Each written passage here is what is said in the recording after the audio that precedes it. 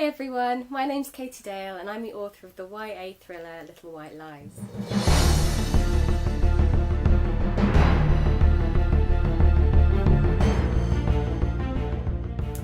One of my favourite books from when I was a teenager is The Face on the Milk Carton by Caroline B. Cooney. It's the story of a teenage girl who sees a missing persons poster and recognises the face on it. It's her. As the truth unravels, she discovers her whole life has been a lie because she was kidnapped as a young child.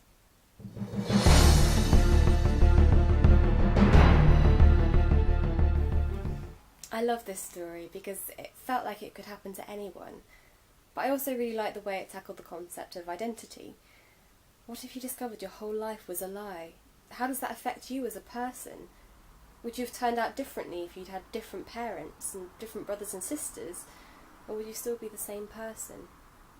I find the concept of identity endlessly fascinating, and it's one that I've explored in both Someone Else's Life and Little White Lies, with different ways.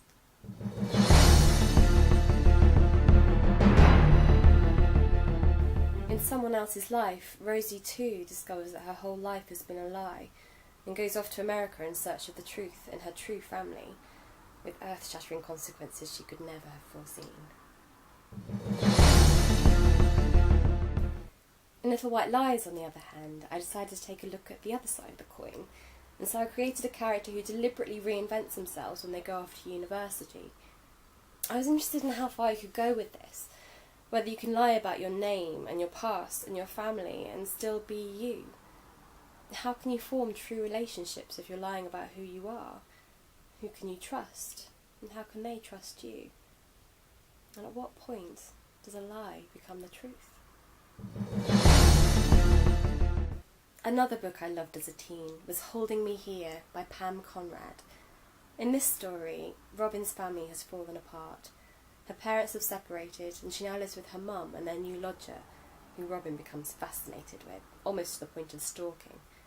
This woman's family has also broken up, and Robin, unable to fix her own family, takes it upon herself to try to help this woman put her family back together, with disastrous consequences.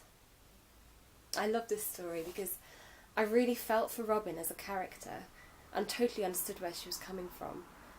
But although she had nothing but the best intentions, by tackling a situation she didn't fully understand, she was really playing with fire.